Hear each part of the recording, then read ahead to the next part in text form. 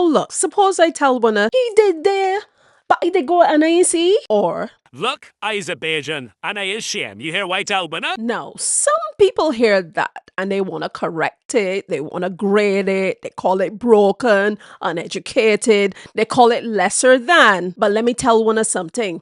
That right there, that so-called dialect that some people shame about, that is 400 years of history living right there on the tip of we tongue.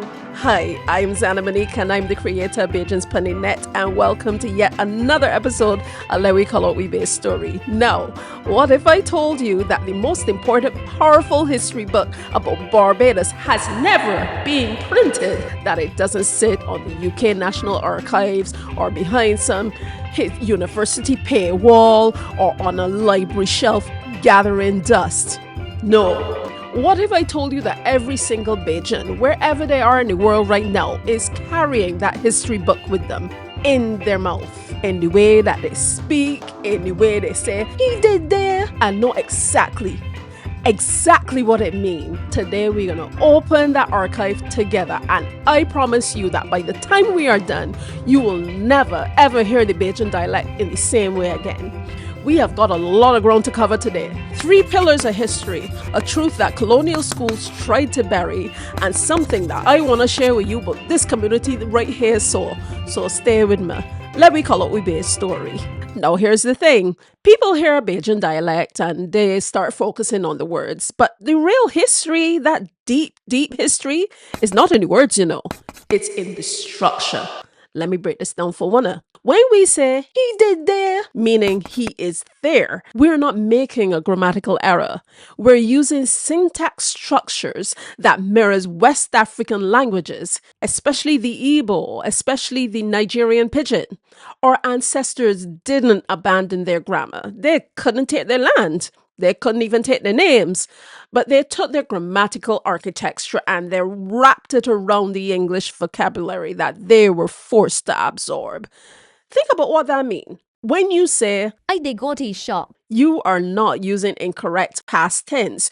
You are using what linguists call an aspect marker. That signals a completed action.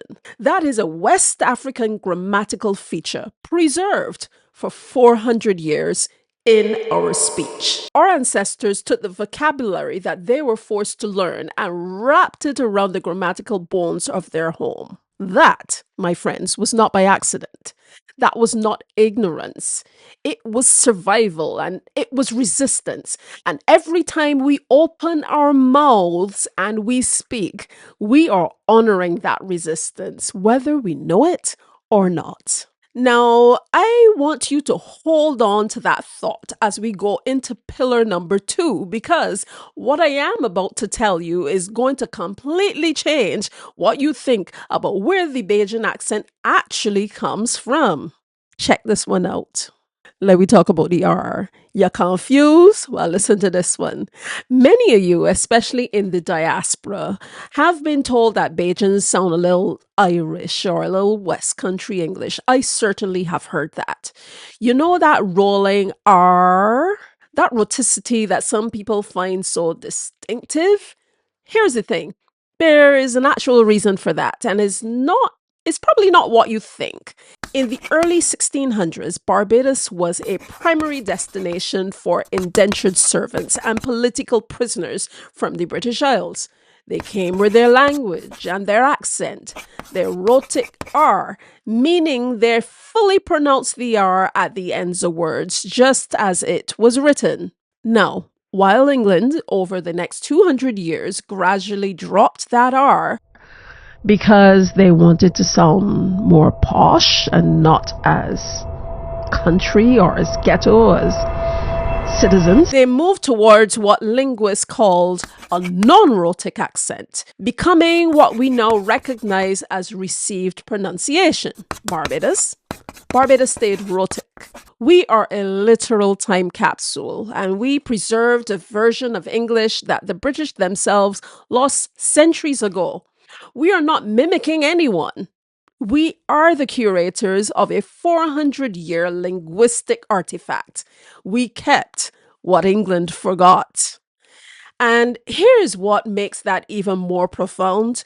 This wasn't just about one group of settlers, it was actually about two different communities. You had the African and the British, whose languages and histories collided on that island, and who together, under the most brutal conditions imaginable, forged something entirely new. Something that belonged to neither origin and yet carried a bit of both. Now that is the Bajan dialect.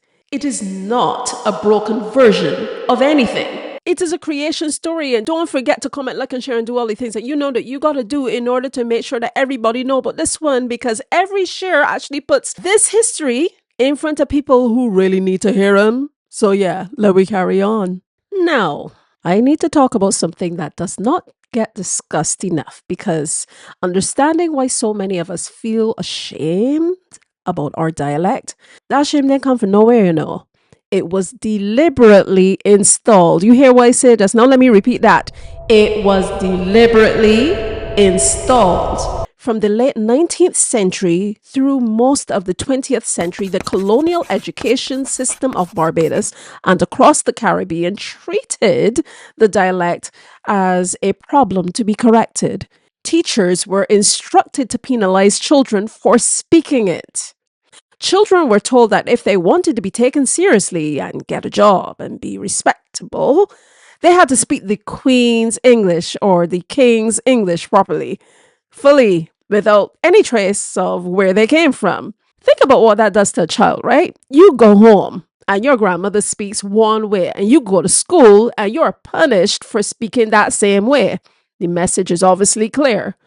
Who you are at home is not acceptable in the world, right? So that tension, that code switching going on is not a quirk, it is an actual wound, and many of us carry it heavy today. But here is the truth that colonial education did not want us to understand. The people who built those schoolrooms knew exactly what the dialect was. They were not confused. They weren't trying to help us. They were trying to sever us from the very archive that I am describing to you today. Because a people who are ashamed of their language are a people who can, in fact, be controlled. But that didn't work now, did it? Because we just still speak them today and we still know them. We carry across the oceans, across the generations, across every system that tried to take them from us. The archive survived. Let me address something that I know that many of us carry quietly, especially those of us who were raised in the diaspora.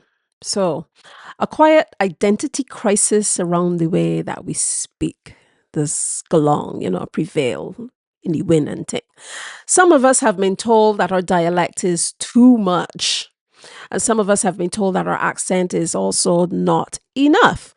Some of us code switch so hard and so constantly that we start wondering which version of ourselves is actually the real one, right? Here's what I want to say to you today as someone who's living the diaspora, that was born in the diaspora, but live in Barbados for over 40 years. So yeah, this is why my navel string berry right there. But hey, listen, the dialect is not a performance. It is not a phrase.